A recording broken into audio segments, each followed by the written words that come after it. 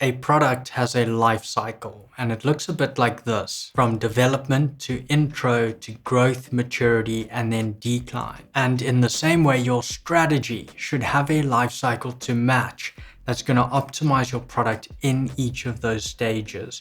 This was actually a highly requested video on how do I price my product at different points. What profit margin targets should I have at different stages of the business? So that's exactly what I'm going to be breaking down today.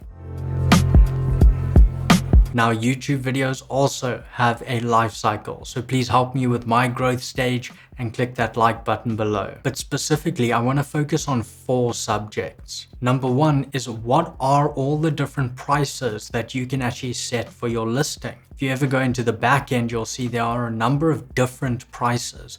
Where should you be setting those, and when should you be using those? Secondly, where should you be pricing your product?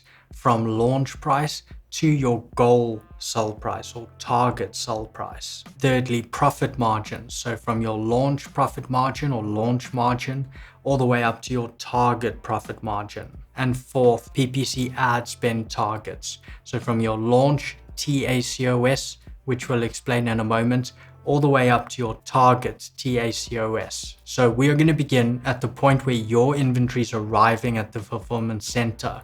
And we're working on the basis that you've used a product research method, as we cover in this video, where you've worked out that based on everything you've looked at, you can achieve a 40% profit margin when selling at your goal sell price. But that is before considering PPC ad spend, but gives us a bit of a buffer. If you're unsure about this 40% and what I'm saying, watch that video first and then come back to this one. So we're going to cover the pricing, profit margin, ad spend numbers in 3 easy phases. And these happen in sequence as you sell your product. We have the introductory phase. So this is our introduction. We have a growth phase, that's growth, and then maturity phase. This is at the end of growth and into maturity. And just before we jump into those stages, let's look at the different prices. So we're looking at the prices you can set for your listing and what each does. There are actually 3 prices that you want to take note of. We have our standard price.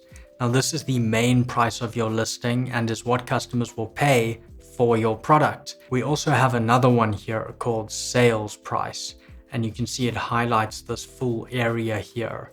Now this is a price you can set for a specific time frame. That's why we also see sale start and sale end date. And if you set this one, it's going to override your standard price, and customers will pay this lower price if they purchase within that window. And when we look at this on Amazon, your standard price is now called the list price, and the sale price is shown as the price. It's also going to cut through your original standard price, or in this case, it's called your list price, and it's going to show how much the customer saves below the prices. And then we have the MSRP. This is your manufacturer's suggested retail price. And this is actually the price the manufacturer suggests the product be retailed for. And in this case, you choose this. And it's really important because Amazon wants their customers to have the very best deals possible. For that reason, it's very important you set your MSRP higher than any price you're ever going to sell this product for. So if the max you're going to sell this product for is $44.95, then your MSRP should be about $5 more than that at minimum, in my opinion. So at $49.95. But this is where you can set your MSRP. And note that this one is generally not shown on your listing, so customers will not see this one. But it's still a really effective tool for you telling Amazon that you're giving their customers a great deal, and just to avoid any listing suppression problems. So let's begin with the introductory phase, and this relates to the introduction phase on our graph here. We also know this well as the launching phase, when we launch a product, and this is usually going to last about 2 to 3 weeks. So whenever I refer to price here, I'm referring to the standard price. That's this one on screen here. So this is the one you set. It's the one customers will pay as long as you're not running a sales price. So now that your inventory is at the warehouse, it's time to set a launch standard price. At the introduction stage, I recommend starting at a lower price, and this is for 4 primary reasons. Number 1, since your listing has no reviews, you're using price as a tool to give customers a reason to choose your product over competitors who might have more reviews. Secondly, and related, most customers favor paying less, and so that's going to bring your listing far more initial sales. Third, that's going to increase sales velocity, which is going to spark your listing's ranking for your top keywords. And fourth, this will result in more favorable reviews when they matter the most. So whether you're gaining reviews from organic sales on the platform or using something like the Amazon Vine program, at this point when people, and at all points, when people are giving you reviews and feedback and gauging how good a product is, it comes down to value. And one of the key things they're going to do is compare what they received with the price they paid. How much did I have to give up to get this? And so by running with a lower price in the beginning, you are strengthening the value of your offer because they had to give up less for it. And if you have an outstanding product, obviously that relationship's even better. But that is one of the primary reasons I recommend starting with a lower price.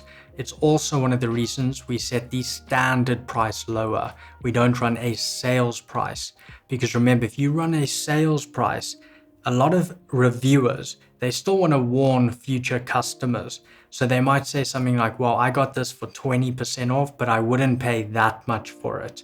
So we don't want to even have a higher price, even if it's scratched out. We don't want to have that on the listing. We don't want that to be a comparison point at all.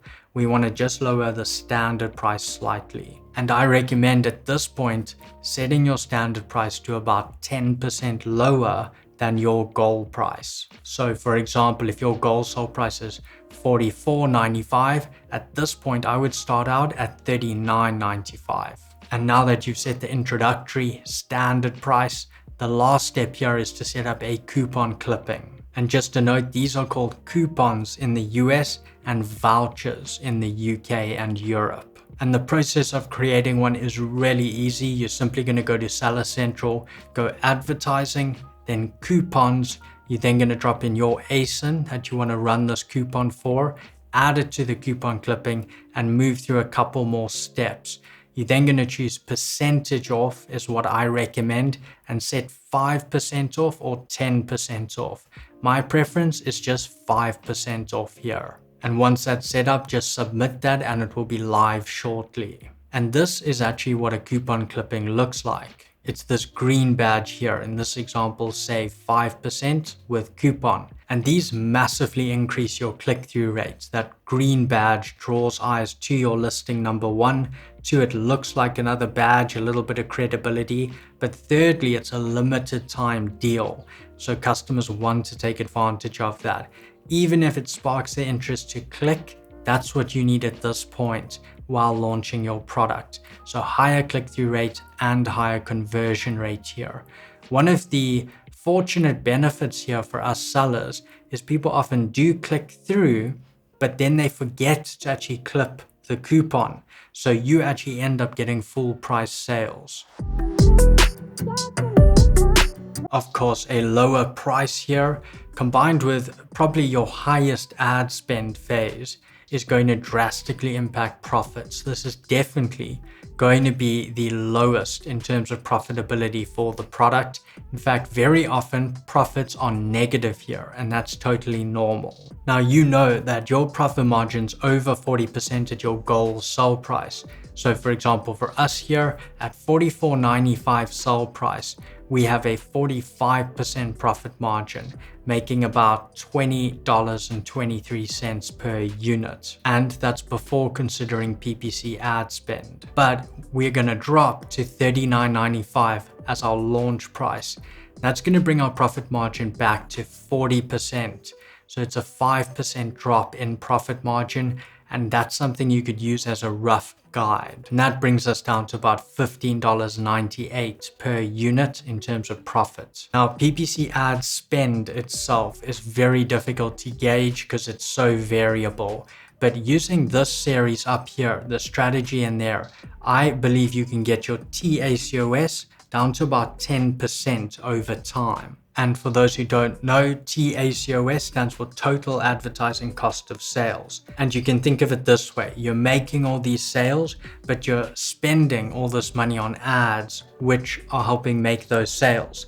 Well, take all that revenue, all those sales, how much of that money has been spent on those ads in the first place to make those sales?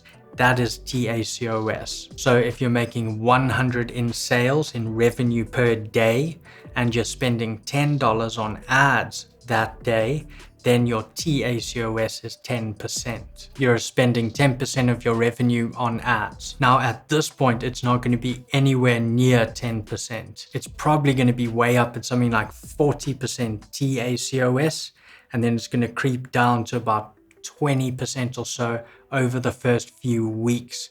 So if we put it at about 30% TACOS during the introductory phase. So now, if we know that our introductory profit margin is 40%, but we also know that our introductory TACOS for ads is 30%, then we can actually work out our profit margin or our launch margin or introductory margin.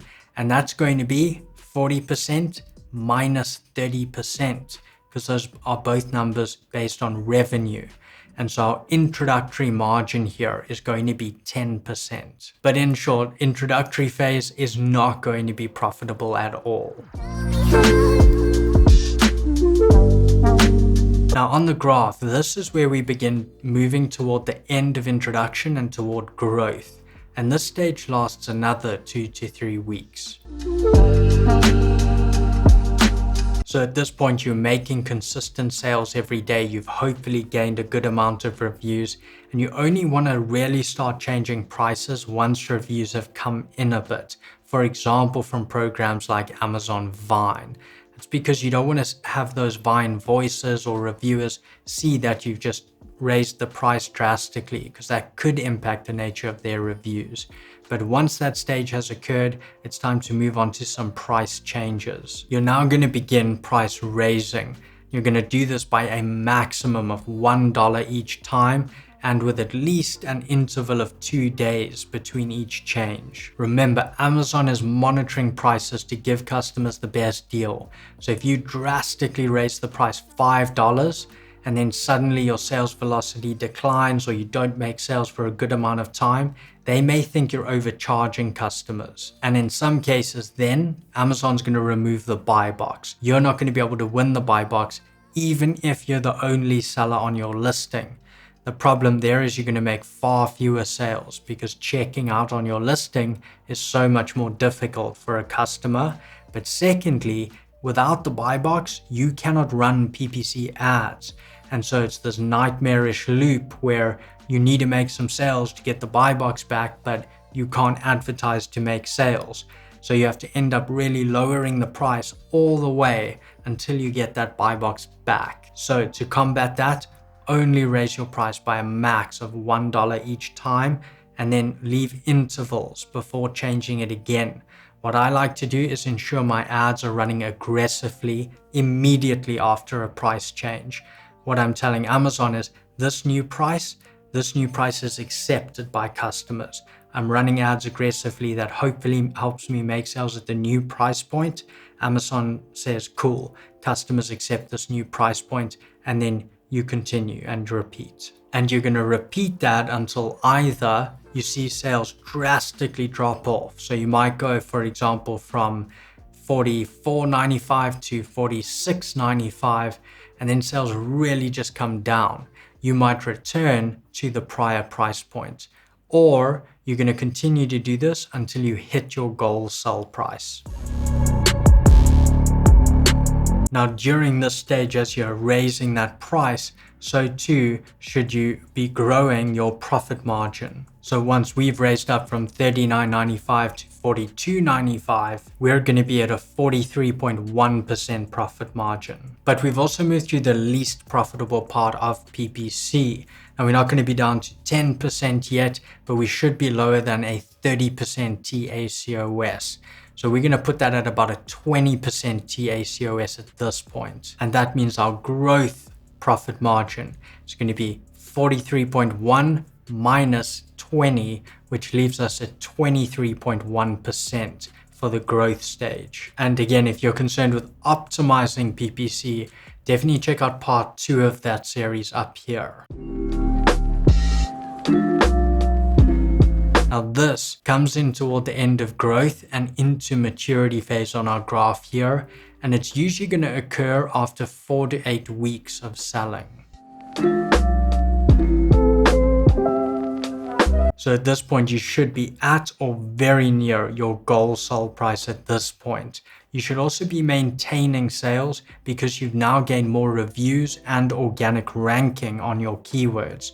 So in our case here, we would be at $44.95. So at our $44.95, that's a 45% margin, which is $20.23 profit per unit, not considering ad spend. At this point, we've also optimized our ad spend, and we're also making a lot of organic sales, meaning we're not just making so many sales from ads and sponsored listings that we're running PPC for, but we've also managed to rank our organic listing on keywords, and that's bringing us significant sales as well. And your goal is to try and move your TACOS, your total advertising cost of sale, to 10% or below at this point. So that would mean if we sell a product for $44.95, well, we're spending less than $4.49 on ads to make that sale. But therefore, our maturity profit margin is going to be 45